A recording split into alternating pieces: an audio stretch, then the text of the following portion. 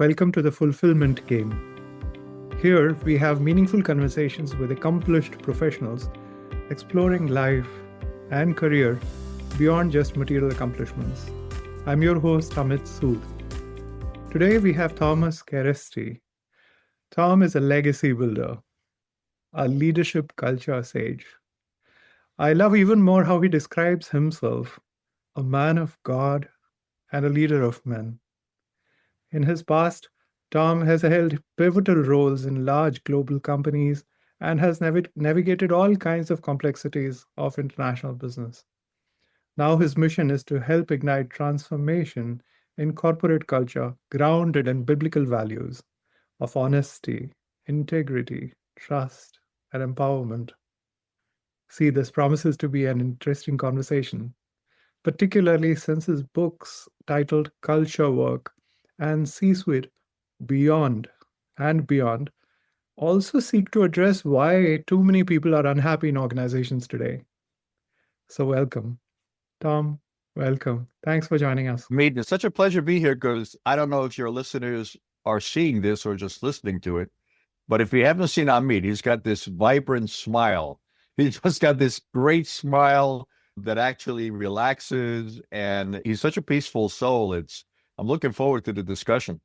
Wow, that's such a warm and context of love around this conversation, Tom. Really grateful for this. Tom, why are people unhappy at work these days? What do you feel? What is heart asking for that they are not getting at work that makes them unhappy? It could be a simple answer, it could be a complex answer. I think the simple answer is many people are in jobs they hate. They're in a job because they have to make a mortgage payment. Maybe at the time where they took the job or joined the company, it made sense. But I like to say a little bit more complex answer is each one of us is doing something. And some people have jobs, and there are some more fortunate people that actually have careers. And then there's a even fewer number of people that are living their calling. And when you're doing a job, I understand that you may be miserable and you may hate it because there are a number of different circumstances. It could be maybe you actually like the job, but you hate your boss, which is probably about 70 or 80% of the time. We all end up, including myself, ended up working for some bad bosses. In fact, I'm sure when I was early in my career, a lot of people looked at me and said, I don't know if Tom's a really good boss. That's a big part of it. But I would say that if you can figure out what your calling is, and we can spend some time on how I figured out what my calling was, but if you can figure out what your calling is, then I think you'll be happy. Wow, Tom, that's an excellent theme to begin with, Tom. So, what did it take, Tom? How does one often find oneself not quite pursuing one's calling? And how does one bring oneself back on track, listening to, say, figuring out what is my calling? And this word calling, if I'm right, also often shows up in the spiritual context or the religious context. What's your calling? What do you want to do? What is it that so how does one figure out one's calling? You figure it out by wanting to figure it out, right? A lot of people never even thought about what my calling is. They just go through life from job to job. They get married, they have kids, they have mortgage payments. They never really focus on or want to know what their calling is. And then some people actually say, okay, God made me a certain way, and I should know why he made me, why he put me on this earth, and what my calling is, what my gifts are, what gifts he gave me. And they actually take time and make an investment in themselves to find that out. And not everybody does. A lot of people just goes through life. Probably the majority of people just goes through life. And there's the minority, I think, actually ones that invest in themselves and say, what is my calling? Why am I on this earth? And what did it take for Tom to figure it out? Just age. I'm joking, but it's true. I like when I was first starting out, whether in college or my first job, nobody asked that question of me. Nobody asked, you started off with my vision statement, man of God, leader of men. That didn't come until in my late 40s. I wish somebody asked me when I was 21, 25, said, hey, Tom, what is your calling? What do you see as a vision for your life? If somebody asked me that question in my 20s, I would have said, I have no idea. I don't even know what that question means, right? Because when you're young, you're invincible and you're having fun, and if you have a good job and you have, expendable income and you can do stuff. So you don't really think about what your calling is or what your vision for your life is, right? And vision is something much, much longer. Somebody said, "Hey, my vision for my life is to be a homeowner in 5 years." That's a great plan. That's not a vision. Visions don't go out 5 years. Hopefully, your vision is challenging enough that you never attain it. You continue to strive for it, but you never attain it. If it's a really good, challenging vision, you just keep working towards that. And when you think about the career, how it started, particularly in the largest of organizations, you worked with humongous, very large global corporations, Philips and Colgate, Ricket Benkaiser, the organizations which are really fast-moving spaces where profit and making decisions happen and whatever the everyday work is like. How easy would you say for a younger version of Tom would have been to be a man of God and a leader of men when he was, say, for example, 25, 30 on a typical workday?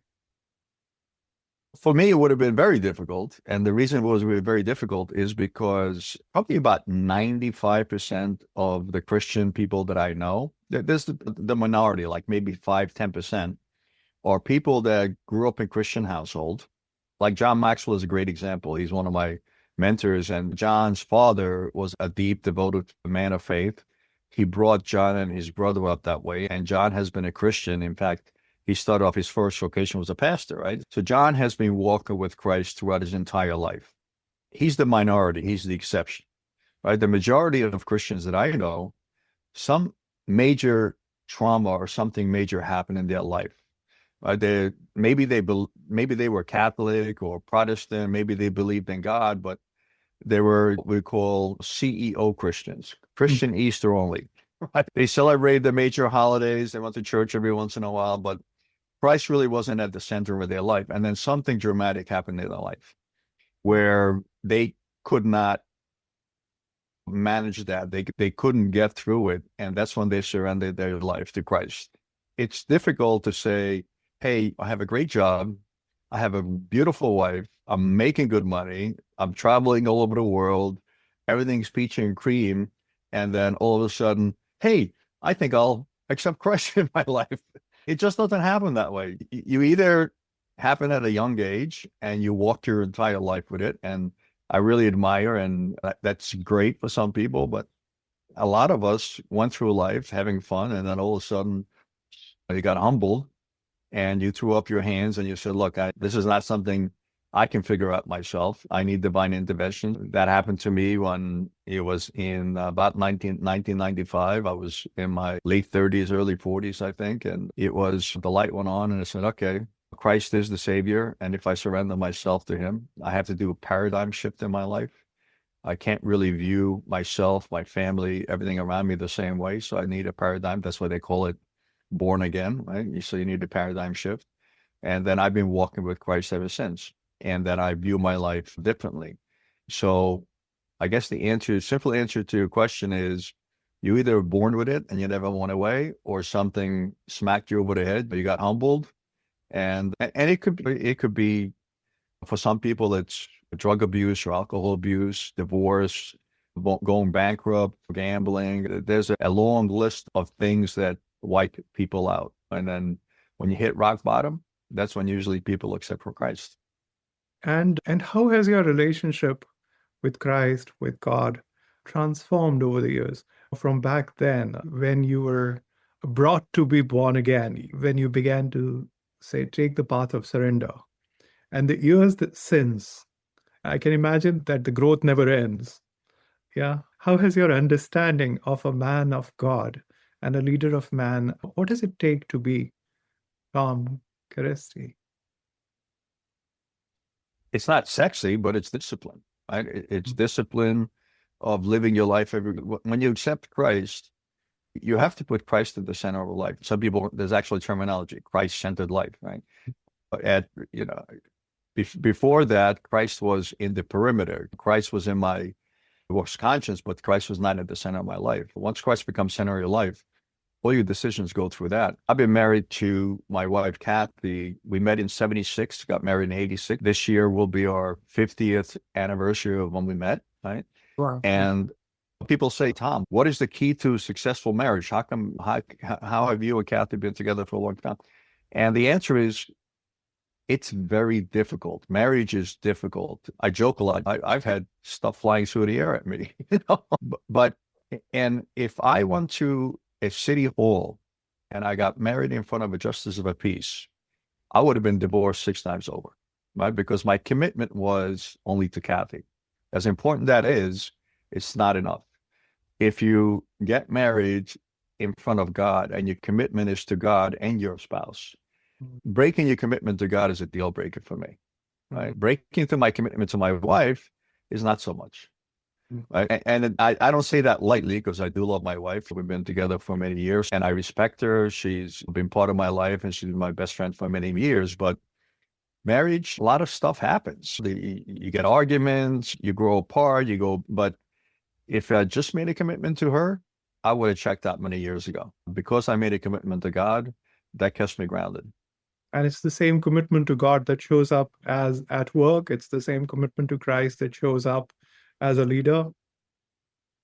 Yep. Absolutely. That makes it, look, it makes it so much more easier, right? Because if you're grounded in Christ, there's certain things that you will conduct yourself certain ways because Christ is at the center of your universe, right? You're going to conduct yourself very differently than if you're a non-believer, right? And a lot of Christians get bad raps because they don't act like Christ. They basically say, I'm Christian, and they do really bad, stupid stuff. And then somebody looks at them and say, I don't want any of that. Is that what it means to be a Christian? Oh, no, thanks. But if you truly are a believer in your Christ-centered life, what to the rabbis asked, the Pharisees asked Jesus, as a rabbi, what's the most important commandment? And Jesus says to love your God with all your mind, all your heart. And the second one is equally important, is you love your neighbor like yourself, right? So in all instances, you have to love individuals. You have to love people. And that's a starting premise every day you get up in life, that you give the people the benefit of doubt, you love them. And if you treat people that way, love your neighbors like yourself, then life becomes very different for you than if you just get up and say, hey, this guy wronged me, I got to beat up on them, or this person cheated on me, so I got to get even with them. So it's a whole different mindset, a whole different perspective. And when one is grounded in this commitment to God, commitment to Christ, to being Christ-centered while one is at work, to being committed to love, let us say. And that sets a new context to leadership, to one's own showing up for one's people and to business itself. It transforms the way that the business ought to show up to the world and the impact that it can create outside the business as well as inside the organization as a culture. So what is it that a person with this extra spice of God-centered being would show up as, which is different from a person who's actually a well-trained university scholar, who's actually a well-meaning professional, minus this extra spice of groundedness into God? What would be what would that extra thing be that this? I would think that probably the extra thing that you bring to the table is humanity, right? Mm-hmm. When you talk about leadership, when you talk about organizational culture, you're talking about people. You're talking about human beings. You're not talking about human doings. You're talking about human beings. Human beings have feelings. Human beings have off days.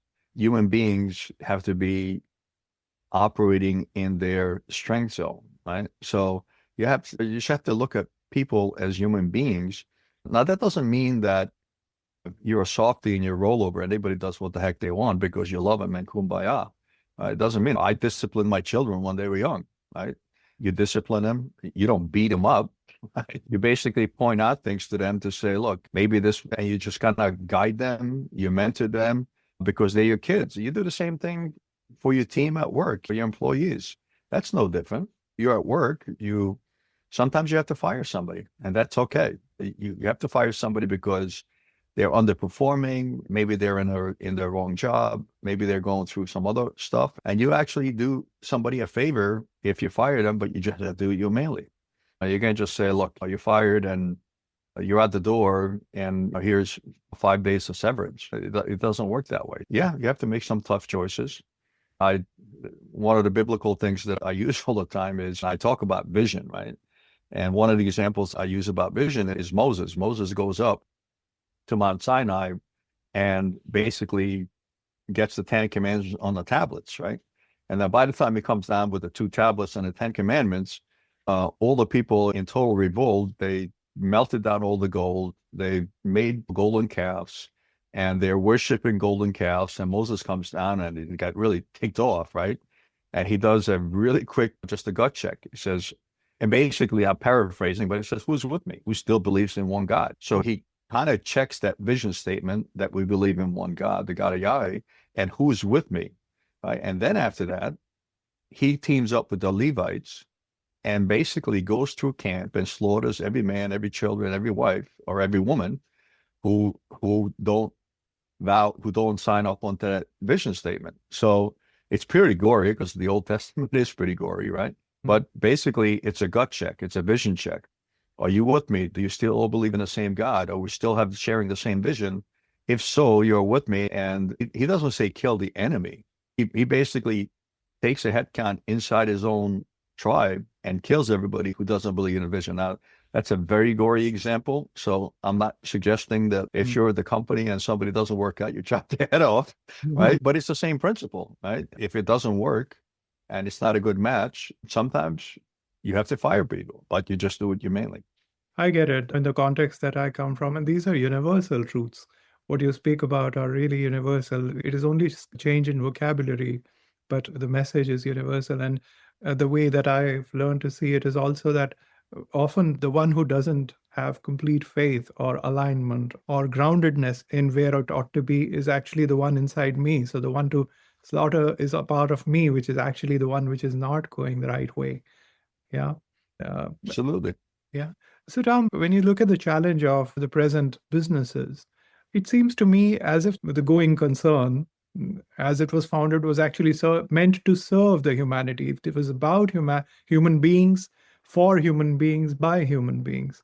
But the corporate itself became an entity on its own, and it started having priorities of its own. It started having a mood of its own, culture of its own, and human beings became, instead of beings, resources. That, okay, we consume you to generate profitability, and my job is to generate more than yesterday, ongoingly, at the cost of everything that humanity could be.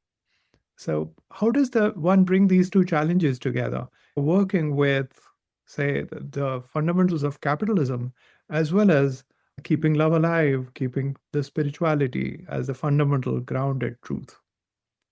Look, there's nothing wrong with capitalism. I think it's a system that's probably one of the best systems in the world today. It sure heck beats communism or socialism. It's a lot more kind to individuals, but it just makes common sense to people, right? When I worked for Colgate, we used to have this statement: people are our most important assets. And I'm sure Colgate is not the only company that said that. I've heard that many other places. People are an asset. But when you look at business and you look at 2 measurements that the business has, and any business runs on a P&L, profit and loss statement, and a balance sheet. Now, where do people appear on there? Where they appear on a P&L as an expense, and then appear on a balance sheet as a liability because they're payable, right?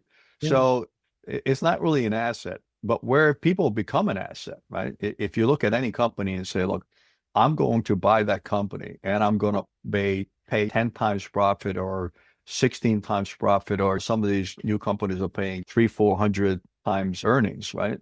That's called goodwill. Right? And where do you get goodwill from? Goodwill is just a number that says, look, it's a plug number on your balance sheet to say, this is how the balance sheet balances out because the company has goodwill. It has future potential. And where does the future potential come from? It comes from brand equity, right? If you have a great company, it's got brands. Coca-Cola's got a huge brand equity. Microsoft, Apple, Nike, these are all huge brand equity numbers that make up part of that goodwill.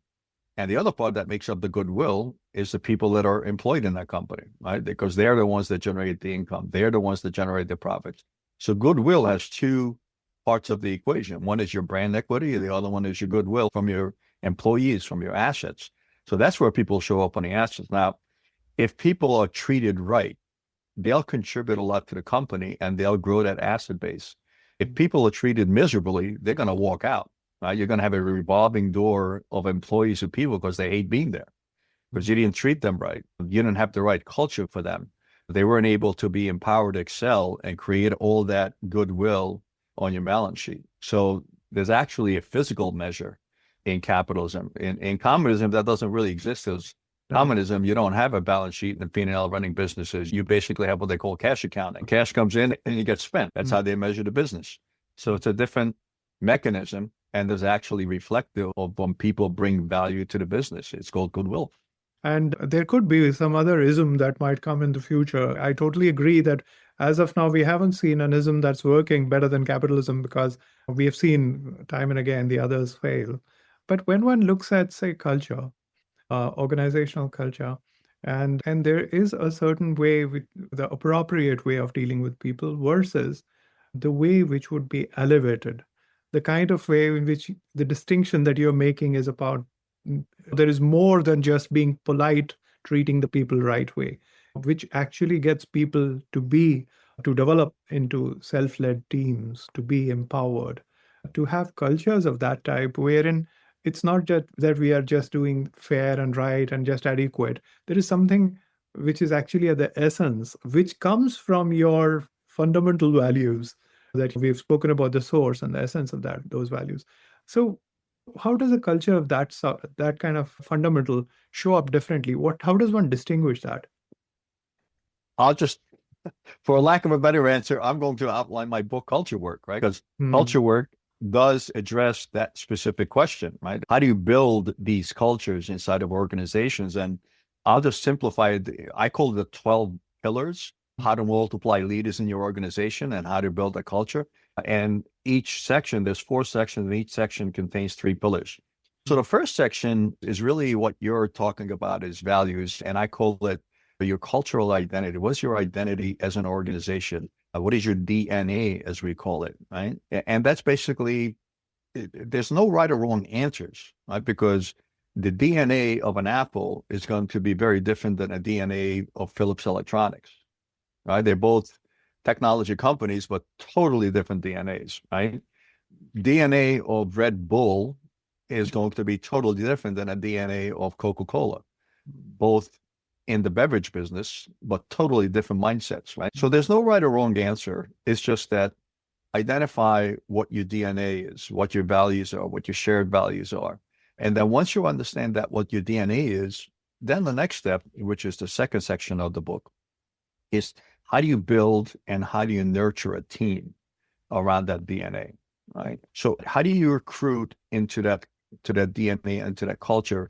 How do you get the right people? And I am a big proponent of what I call diversity of mindset.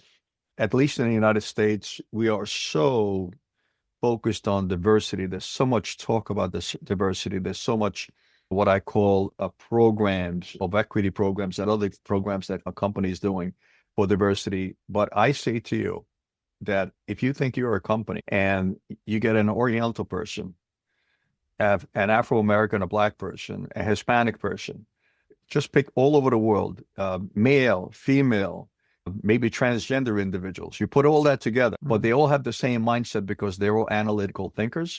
You're not a diverse company. You're diverse in skin color, you're diverse in gender, but if everybody thinks the same, you're not diverse. Your company's going nowhere. It's a huge mistake. So I say, get diversity of mindset, right? Forget, you're going to have some kind of mix, because if you get somebody from Zimbabwe, somebody from Sao Paulo, and somebody from Munich, Germany, they will have a different mindset, different thinking set. So there will be some natural diversity of skin color and gender, right? But don't focus on that. Focus on diversity of mindset. And then do a cultural ad. Is they call culture. But a lot of times we interview people and we say, they're a great cultural fit. You identified what your culture is, what your DNA is. And then you say, this person is a perfect fit. right? Don't just think about perfect fit, but think about what's the addition that person brings in. So not conflicting with your culture. They still fit your culture, but their cultural add versus a cultural fit, right? And then the third part of the section is, okay, now, once you identify what your DNA is, what your culture is, once you got the right people and you've developed a program for them, then the third section is, how do you make sure that everybody practice those habits, right? I call it mastery, right? So how do you master that culture to make sure that, and especially in a large organization, you see it all the time. You may have a global organization with 20, 30, 40, 50,000 employees.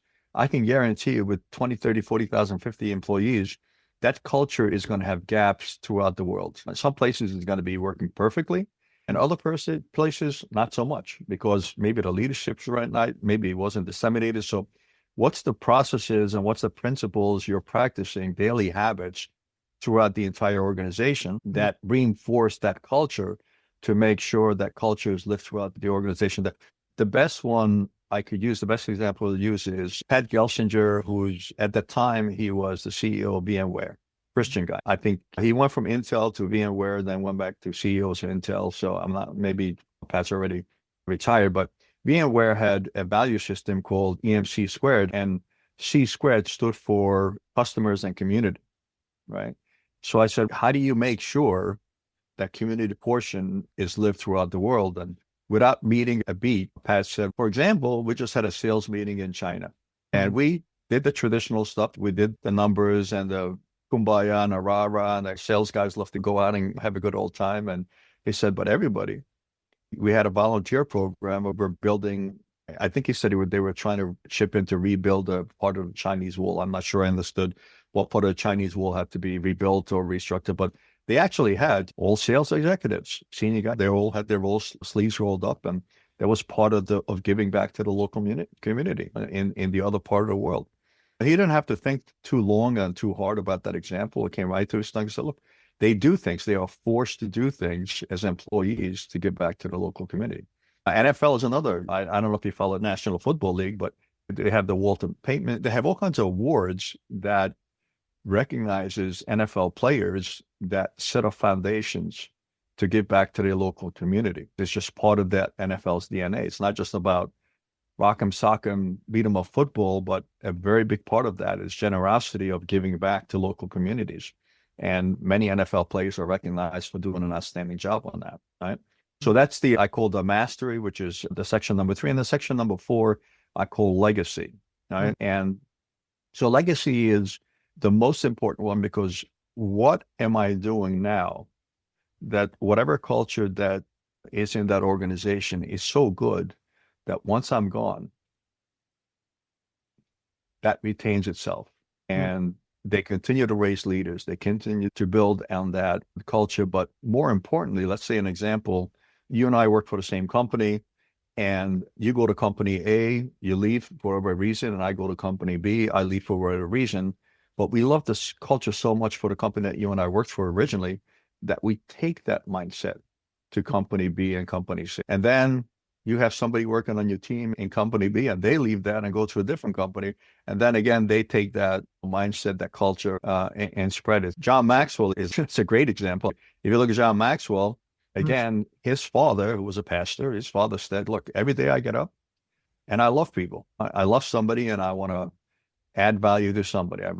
And so that became part of John Maxwell's DNA from his father, that every day he wakes up, he loves people, and he wants to be a person of value. So he wants to add value to himself. He wants to be a better version of himself today than he was yesterday.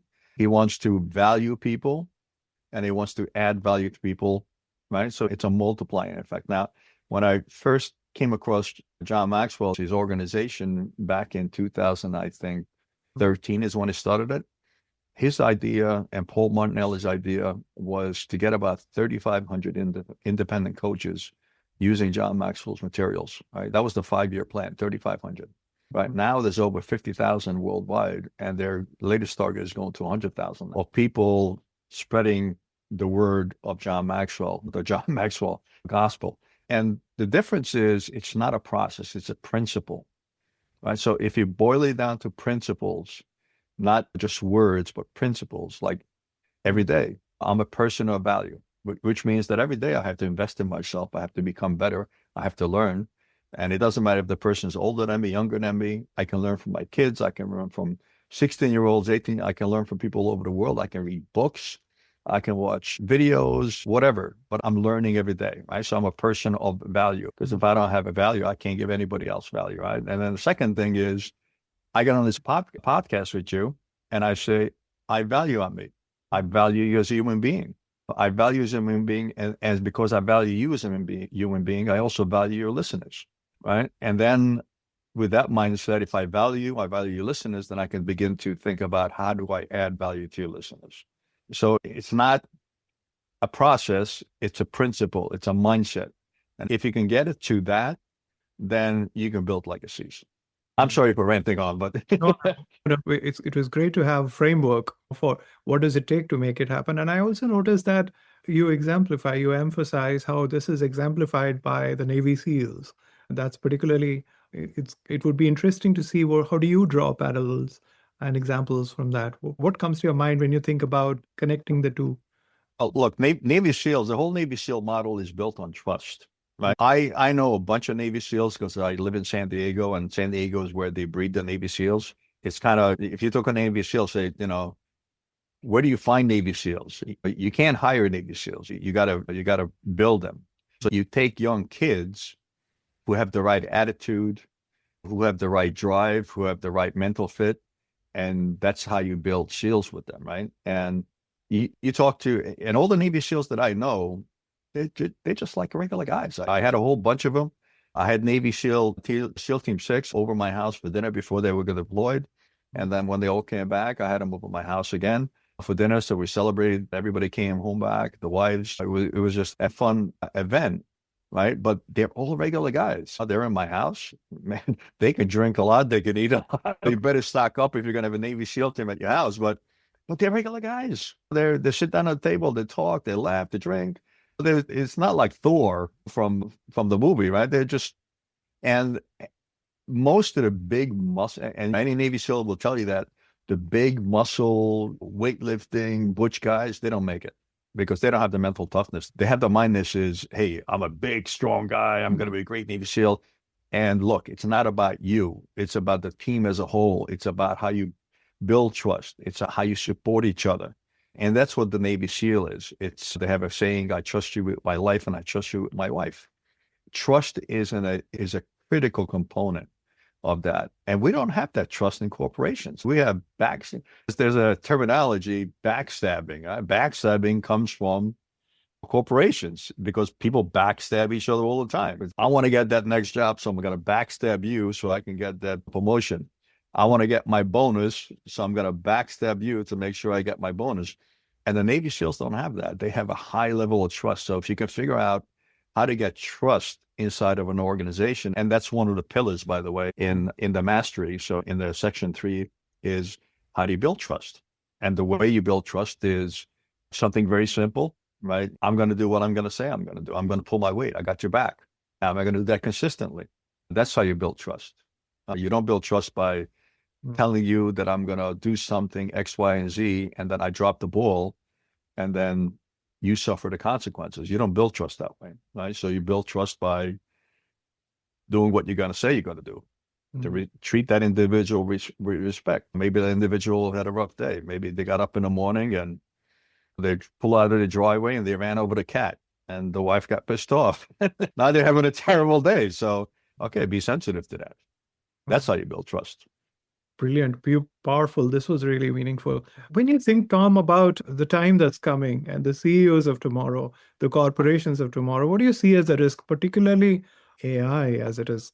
I don't know. What is it opening? What is it bringing? The management of future, the way of working of the future, globalization versus nationalization. This idea of it's becoming more and more about local care and less about a larger heart. I do not know what do you see as the risk that is important for leaders to be mindful of when they are working on, say, cultures or businesses of tomorrow? I think I heard two questions in there. One was, how is today's generation or how's tomorrow's generation going to be different? And how does that make leadership different? And then I also heard you say reference to AI to say, how does the AI component change leadership in the future? And look, throughout history, you can go back 2,000 years, you can go back 500 years, 100 years. You always had good leaders and you had bad leaders, right? It was always, it wasn't like we had a period in time, everybody was a great leader. If you look at all the Bibles, if you look at all the kings that Israel had, if you look at all the judges, you had some good ones, you had bad ones. The Bible tells you that also. So there's no right formula to say any generation will have a great leadership. Now, every generation, including today's generation, including tomorrow's generation, will have some great leaders and they will have some terrible leaders because we're human beings. And as long as we're human beings and as long as we're selfish, as long as we think it's about us, we'll be bad leaders. As long as we're human beings and we realize it's not about us, but it's something much bigger than us. It's about a vision. It's about other people. It's about building teams. It's about building trust. It's about building legacies. If we realize that, then we'll be great leaders. If we think it's about me, it's about my promotion, it's about my paycheck, you got to be a terrible leader. It's as simple as that. And AI, I think, it's just another tool in your toolkit, is the way I like to say it. And until the fact, and this may happen sooner than we think, but it may happen that humanity is extinct and AI and robots, Arnold Schwarzenegger's story becomes true and humans become extinct and they're taken over by artificial intelligence. And with all due respect, artificial intelligence is a lot smarter than a lot of the human beings that I know, right? So it's not so artificial anymore. But and I don't know if you watch The Five, but there's a guy, Tyrus, on there. Tyrus is this big wrestling guy. And the other day he said this because they were talking about AI, and I thought it was brilliant. He says, look, all AI is somebody, a human being, a group of human beings is telling AI how to think and what to say and how to interpret thoughts. And how you feed that mechanism is the way AI is going to react. So if you basically feed the AI to say, and one of the things they said was, you can't get these AI models, and I don't care if you use ChatGPT or Claude or whichever one you use, they can't say anything bad about you. Every time you ask AI something, is, oh, that was a super wonderful thought. You're so because that's the way they were programmed. That's the way it fit. And that's the way they react, right? If you feed AI to say, look, and I think some of these AI models are now getting sued because kids are committing suicide because what ChatGPT is telling them. And look, where did that come from? It came from feeding data, feeding opinions into that model for that to react that way and to give those advices. So Tyrus said, look, until you make these people accountable who are programming these AI modules, right, fundamentally to think a certain way, until you make them accountable, we're going to have a problem.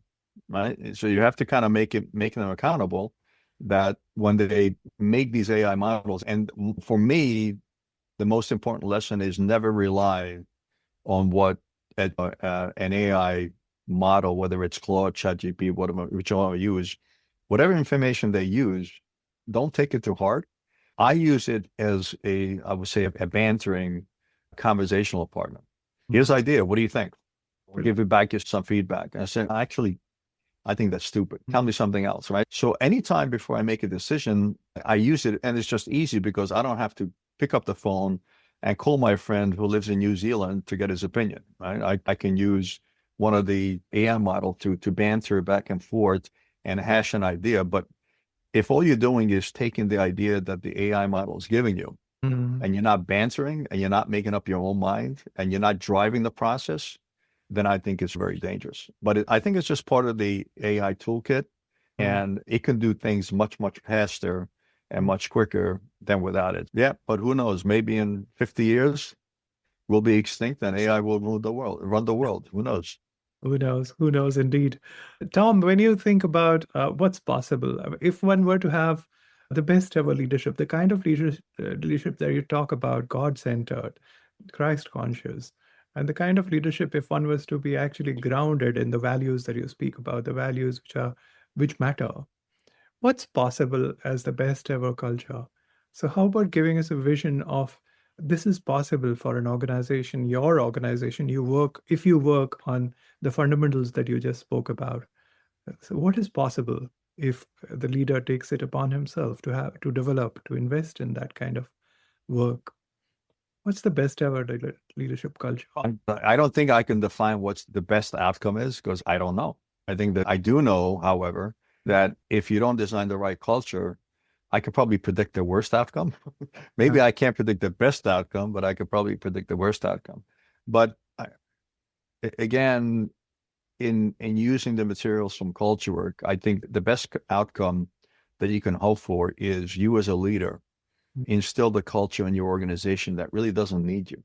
And that culture, that organization continues and multiplies, not only inside that organization, but outside of other organizations. I love using John Maxwell. He's a great guy. He's my mentor for many years. And if you look at his organizations, not only was he able to blow away the 3,500 to 50,000 to grow into 100,000, but those people are influencing with their materials other organizations. Those 50,000 people are not sitting at home reading John Maxwell books. Those 50,000 people are using John's materials, John's principles, John's values that we talked about, and using them to teach other people in organization, whether small, large individuals, about those principles. Right? So it's an exponential factor. Those 50,000 people are reaching millions and millions of people in organizations throughout the world about something very simple. Again, the principle: value others, add value to others, love others, and that's just multiplying. I guess that's a good case here, right? Brilliant, beautiful. What did we miss, Tom, in the context of organization culture, leadership, or the kind of work that you speak about? As we are approaching the end of these conversations, is there anything that we haven't included in today's conversation that is important to emphasize? We talked about it in the beginning where we started, but we never finished the thought. And what is your calling? So how do you define your calling? And it took me, I kind of joked, but I said, it took me about 40 years, 45 years just to figure out I need to ask these questions for myself. So I recommend people, all your listeners, and again, this is in culture work. And by the way, for culture work, if you send me an email to Tom at Culture Work, and that's culture with a W-E-R-K, so Tom at culturework.org, just send me an email to say, can I get a free copy of your book? And I will send you a free digital download. Right? So you can read the book. You don't have to invest in it. The only thing that I ask you is that once you read it, please do leave a review on GoodWorks and Goodreads and Amazon. I would be very grateful for that. But it's gold. So just get a free digital download, help it change your life. That's really... But again, the three questions that I would ask myself is A, who am I? Who am I as an individual? Not what I do for work. You ask people, who are you? And sometimes they say, oh, I'm the chief accountant for company XYZ. No, that's not who you are. That's what you do. Right? So get clarity on who you are as an individual. Right? And then once you get clarity on who you are as an individual, the second question that you need to answer is, what are you passionate about? What do you love doing? If you get up in the morning and you could only do one thing, what would that be? What do you love doing? What are you passionate about? Right? And then the third thing is, what are you actually good at? And then get clarity on that. You may want to get feedback from other individuals, what you're good at, because what you think you're good at, you maybe not really that good at. Right? But get clarity in those three questions. So for me, the answer is, just to clarify it, I'm a servant leader. That's who I am. I'm always in a serving position. I love serving. That's why I love things like John Maxwell, adding value to you because I value, because I can serve you. Right? The second one is, what do I love to do? I love making people better. I love making companies better. I'm a tinkerer. Most of my life was going in and taking companies and turning them around, or buying companies and turning them around. I always got put into a position where something wasn't working and I fixed it and I made it better. Right? So I love making people better. I love making products better. I love making companies better. And what am I good at? I'm pretty good at mentoring and leading. So that kind of defines in the things that I do. I'm a servant leader. I'm going to serve. I'm not going to bully you. I'm not going to tell you what to do. I'm going to serve you. Right? That's a complex process, and I can serve my family. I can serve my customers. I can serve my employees. It's a servant mindset. right? I'm passionate about making people better, again, I can make my kids better. And what am I good at? Through mentoring. So I can mentor my kids and make a better version of themselves. I can mentor my CFO or whatever employee I pick, right? So I can mentor them. I can mentor and add value to my tennis team. So it defines who I am and what I do in all instances, not just at work. I can use that same formula at work, in a family, when I'm out of play, whatever. And I'm sure you can see some undertones of how Christ is in that formula, right? So that would be my words of wisdom. Define your calling, get clarity on those three answers, and that will help you figure out what your calling is, how God made you, right? Because again, what you're good at, God gives us different gifts. I gave you a very different gift than he gave me, and that's part of the equation. Okay, I've spoken too much. No, this was generous, Tom, really. And ladies and gentlemen, this is actually what this man of God, leader of men, is all about. Now you know how to find your calling, answer the three questions, contemplate upon the three questions, and mail Tom. Get that book, which he's offering for free to you. Read and leave your comments. Communicate with Tom, listen to him, and it'll help you discover your calling. And once you do, that can be the real inspiration for a life that's meaningful and fulfilling. Thanks very much for listening. Thanks, Tom, for this tremendous contribution. Thank you so much. It was my pleasure. God bless to everyone on your listening and your tribe. Thanks so much. And once again, to everybody listening, this is an invitation to pause and consider, what does leadership and culture grounded in spirituality mean to you personally? How can you contribute to that? What is your calling? And until next time, take care, stay connected, and switch to the fulfillment game. Don't forget to like and follow for more such conversations. Thank you, everybody. Thanks, Tom. Thank you so much.